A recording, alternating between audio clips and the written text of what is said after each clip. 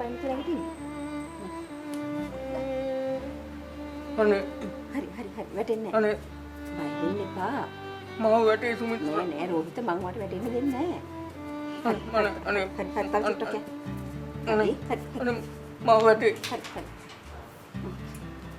මේ ඔයාගේ කකුල් දෙක හරියන්න නම් ඔයාට ඇවිදින්න කියලා කිව්වා මතකද ડોක්ටර්? හ්ම්? ඒ නිසා අපි කොහොම හරි නැගිටිමු. හ්ම්? කොහොම හරි ඇවිදිමු.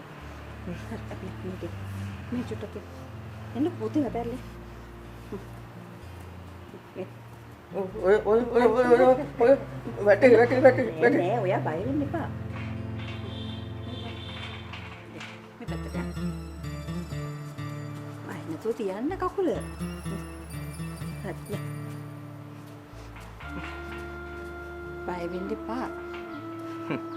ඔයාව පාරට ඇදලා දාපු මට ඔයා මේ විදියට සලකනවා කියන්නේ මම පුදුමාකාර වාසනාවන්තයෙක්.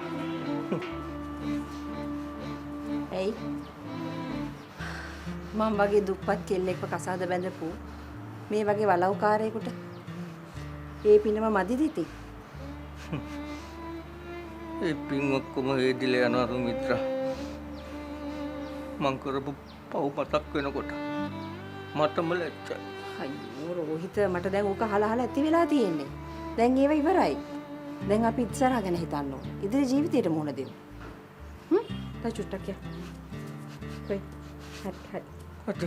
අනේ ඇති. තව පොඩ්ඩක් යන්න. අනේ ඇති අද තව ටිකක්. බෑ මට මාන්සි ඇති. මහන්සි නම් අදට ඇති. රෝද පුටු අතරනේ රෝහිත. ඔයා මාව මේ කල්මට හේතු කළා ගිහිල්ලා ගේන්න. බෑ ඔයා වැටේ. නෑ මං වටේ නෑ. මං ආයි කවදාවත් වට වැටෙන්න දෙන්නේ නෑ. ගුංගි පුතේ. ඇයි අම්මේ? ඔය තාත්තගේ රෝද පුටුව ගේන්නකෝ.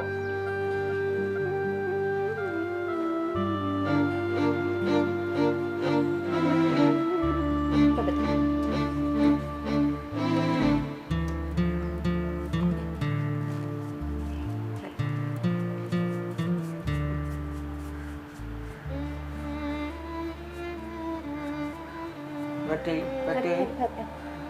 වයිද?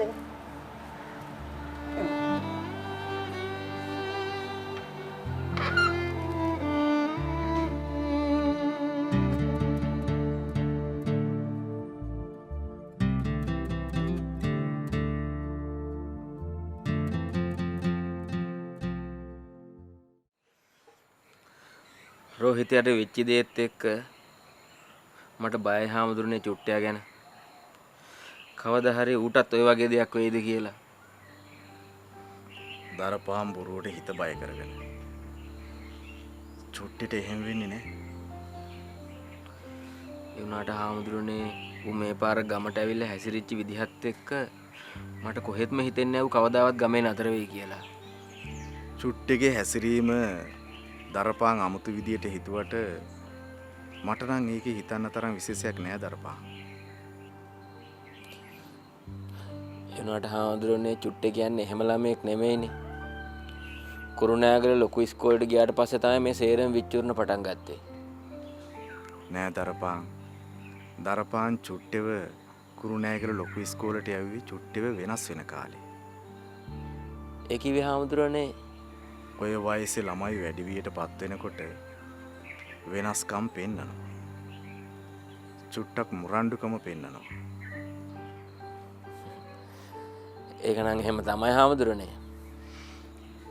දරපාන්ට මතකද දරපාන්ගේ ඔය වයසේ කොයිතරම් මුරණ්ඩුකම් කරන්නේ නැද්ද? ඒ වුණාට හාමුදුරනේ කවදාවත් අපි අපේ ගමේ ඉන්න බෑ කිව්වේ නෑනේ. දරපානුත් නගරේ ඉස්කෝලේකට ගියා නම් ඔය ටික කාලයක් ගම එපා වෙලා ඉන්න ඉඩ තිබුණා. ඒත් ඒක කාලයත් එක්ක හරියනවා. ඒ වුණාට මට බය හාමුදුරනේ චුට්ටියට කවදාවත් ගමට එන්න ඕන වෙන්නේ නැති වෙයිද කියලා. දරපාන් මට මේකට උත්තර දෙන්නකෝ.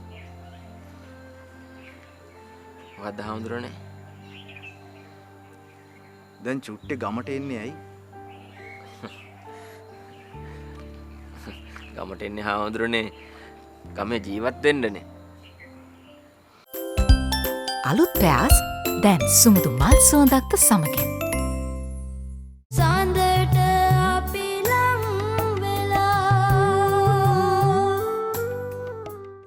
හදවත් රැසක රසවත් පැතුම වටවලතේ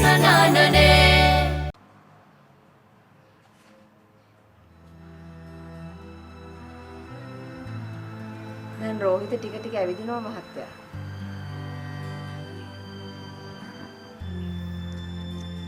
මට කටපුරා තාත්තේ කියන්න දුවට අයිතිය තියෙනවා. දුව ඒ තරමට මේ ගෙදරට කරනවා. මම පුතාට කරනවා. මං දුවට ණය ගැති දුවේ. මහත්තයා මාව මේ ගෙදරට එක්කගෙන ඇවිල්ලා මට ගෞරවයක් දුන්නා. මට ඒ ණය ගෙවන්න මේ සංසාරෙදිවත් බැරි වෙයි මහත්තයා.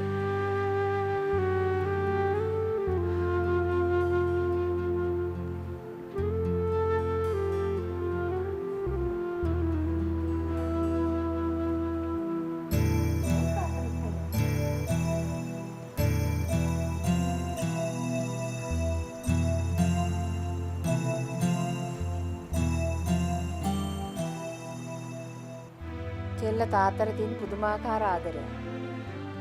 මට හිතා ගන්නවත් බෑ මෙච්චර ඉක්මනට ඒක කොහොම ඇති වුණාද කියලා. ඔව් දුව. දැන් මේ ගෙදර හැමෝම ඉන්නවා. එක්කෙනෙක් ඇරෙන්න. පොඩි හාමුදුරුවෝ. ඔව් දුව. ඒ මගේ මුණුබුරා. මේ දිසානායක පරම්පරාවේ ඊළඟ උරුමකාරයා. මං හිච්චව පන්සලට බාර දුන්නේ නැති බැරි කමට නෙවෙයි මහත්තයා. කොල්ලට මහාන වෙන්න ආසයි කියපු හන්දා. එයාට පන්සලේ නතර වෙන්න ඕනේ කියපු නිසා. නැත්තම් මම මගේ කොල්ලව හිඟා කාලා හරි හදාගන්න. මං ඒක දන්නවා දුව.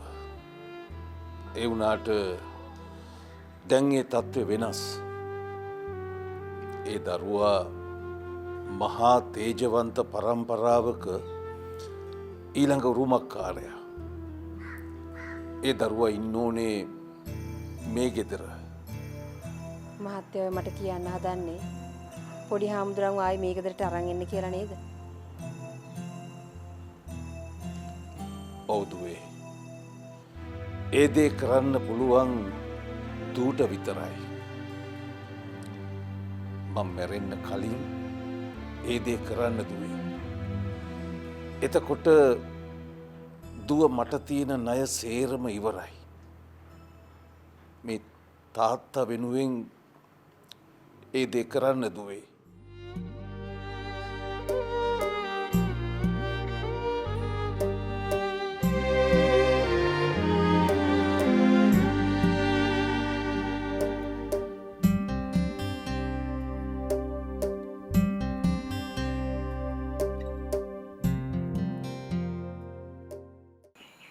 ඒ කියන්නේ දරපාන්ගේ බලාපොරොත්තුවක් තියෙනවද? චුට්ටේ දරපාන් වගේම ගමේ ජීවත් වෙන්න ඕනි කියලා. එහෙම නෙමෙයි හාමුදුරනේ. දරුවෝ පියාඹන්න ඕනි කොහෙද කියලා අපිට තීරණය කරන්න බෑ දරපාන්. අපිට කරන්න පුළුවන්කම තියෙන්නේ දරුවන්ගේ අත්තට සවිශක්තිමත් කරලා දෙන එක විතරයි. පියාඹන්න ඕනි කොහෙටද කියලා දරුවෝ තීරණය කරයි. දිසාව අපිට වෙනස් කරන්න බෑ දරපා. මට බය හාමුදුරනේ වැරදි වැඩ කරන්න පෙළඹෙයිද කියලා. දන්නවනේ ඔකගේ හැටි. කිසිම දෙයකට බයක් හැකක් නැහැනේ. නෑ දරපා. මම චුට්ටේ ගැන හොඳට හොයලා බැලුවා. ඉස්කෝලේ නියෝජ්‍ය විදුහල්පති මගේ විශ්වවිද්‍යාලයේ සහෝදරියෙක්. හැබැයිට හාමුදුරනේ මොනවද කොල්ලා ගැන කිව්වේ? චුට්ටේ හොඳට වැඩ කරනවායි කියලා මට පණිවිඩයක් කියවලා තිබුණා. හාමුදුරුවනේ මේක කොල්ලොත් එක්ක කාණ්ඩෙට වැටෙයිද? සඳට අපි ලං වෙලා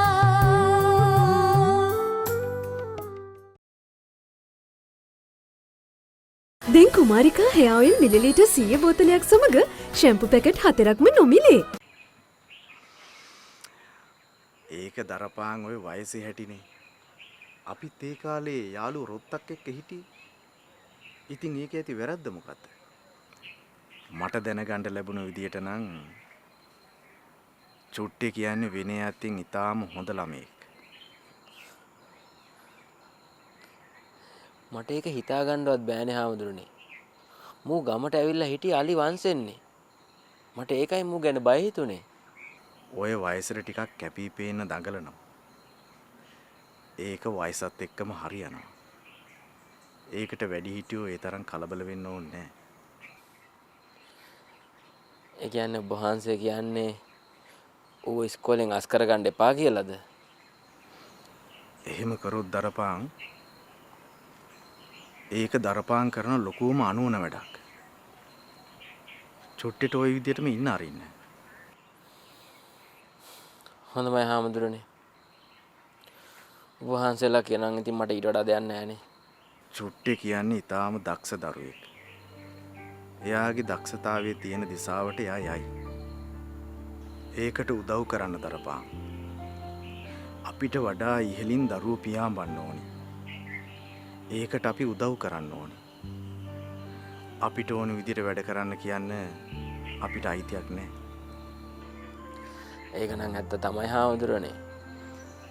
අපි හිතනවට වඩා අපේ දරුවන්ගේ ලෝකේ හරිම ලොකුයි. මේ වගේ ගමක ඉඳලා අපිට ඒ ගැන තීන්දුව తీරන ගන්න බෑ දරපා. ඒ නිසා අපි කලබල නොවී ඉමු. අවශ්‍යතාවයක් වුණොත් අපි හොයලා බලමු. මමත් ඉන්නවනේ. අනේ ඔබ වහන්සේට ගොඩක් පිං මගේ කොල්ලා ගැන හොයලා බලනවාට. මං ගිහින් එන්න හාමුදුරනේ නේද? තිරුවන් සරණයි.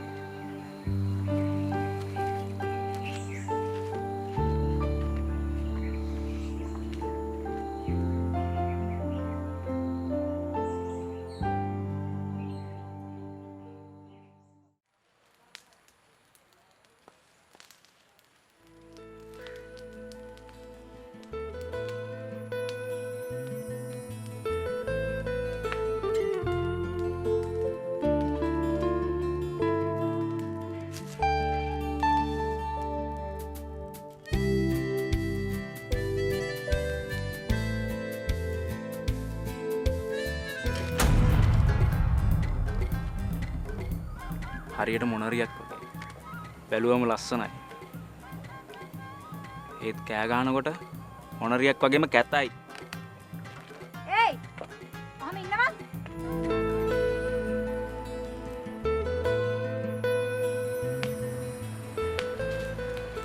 පොඩි බොස් කල්පනා කරන්නේ අරුන්ට රිටර්න් එක දෙන්න වෙන්නේ. සඳට අපි ලං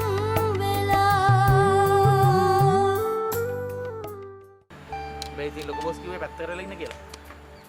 ලොකු බොස් කිව්ව කතාව ඇත්ත. දැන් ඉතින් මිනිහව අයින් කරන එක ඒ හැටි ලොකුවට අපිට කරදර වෙන දෙයක් නෑ. මට ගියපන්. උඹලා දෙන්න බයද? ආපු දේ උත්තර දීපන්. උඹලා බයද? අපි නම් බය නෑ බොස්. පොඩි බොස් කරදරයක වැටේ කියලා නම් අපිට බයයි. නටන්න බැරි වුන් කියන්නේ පොළොව ඇදයි කියලා තමයි බං. බොස් දන්නවනේ ඉතින් අපි ගැන. බොස් කියනවා නම් ඉතින් ඕන මරාලකට කරගන්න. ඕනේ නම් අපි අර කොල්ලා උස්සමු. හොයාගන්න බැරි තැනකට ගෙනියලා අණ්ඩක් දෙයක් අඩු. ඔව් ඒක වෙන්න ඕන වැඩක්. තාත්තා මොනවා කිව්වත් මට උත් එක තියෙන ගණතුන ඉවර කරගන්න ඕන. ඒක හරි බොස්. හැබැයි ලොකු බොස් කිව්ව විදිහට ඒ කුණු අපේ ඇඟේ ගා ගන්න බෑ. ලොකු බොස් දෙයක් කියන්නේ නිකන් නෙමෙයිනේ. ඔව් ඒක මන් දන්නවා. හැබැයි රිදුනේ මට විඳවන්න ඕන ඌ. නැත්තම් මට නිින්ද යන්නේ නැහැ. අර කෙල්ලත් ගානට වැඩි. ඒකටත් රිටර්න් එක දෙන්න ඕනේ. දැක්කනේ ඒක එච්චර දෙයක් වෙලත් අපිට දාපු සද්දේ. ඒකේ අමුතු කෙල්ලෙක් බං. මා ඒකේ මොඩල් එකට කැමතියි. ඒ කියන්නේ පොඩි බොස් ලෑස්තිද ඒකිට එක තියෙන කෝන්තර ඉවර කරගන්න? මට හිතුණා එදා පොඩි බොස් බලන් හිටපු විදියට. උඹලා දන්නවනේ මං එහෙම ලේසියෙන් ගනුදෙනු ඉවර කරගන්න එකෙක් නෙමෙයි. හැබැයි මට ඒකිත් එක්ක තියෙන ගනුදෙනු ඉවර කරගන්න ඕනේ. ඒ කිව්වේ? ඒකේ ලොක්කට දාපු සත්තමට රිටර්න් එක දෙන්න ඕනද? ඔව්. ඒක රිටර්න් එක දෙන්න ඕන. එහෙනම් ඉතින් ඒකත් උස්සමු. එහෙමද මොකට රිටර්න් දෙන්නේ? ඒ උඹලා වගේ උ. මට රිටර්න් එක දෙන්න ඕන ඒ විදිහට නෙමෙයි. හරි. පොඩි බොස් වෙන්න ඕන දෙයක් කියන්නකෝ. ඊට පස්සේ අපි ගේම ගහමු. මෙච්චරයි. මට ඒකට පාඩමක් උගන්වන්න ඕනි. හැබැයි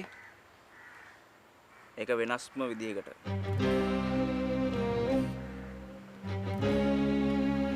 වෙනස් විදිහකට කියලා කිව්වේ? ඒකට නොතේරෙන්නේ.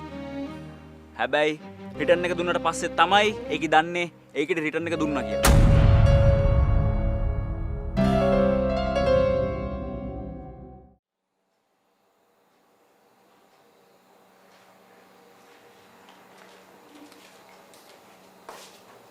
පුතේ. මේක බොන්න. මුතු aunty තේත් හැදුවද?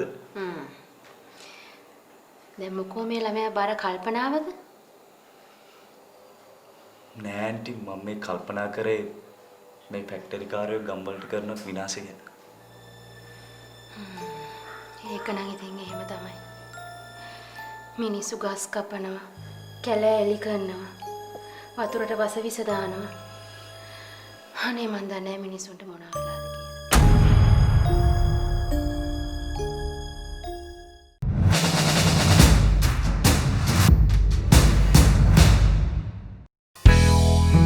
Maliban smart cream cracker බැඳීමක රස.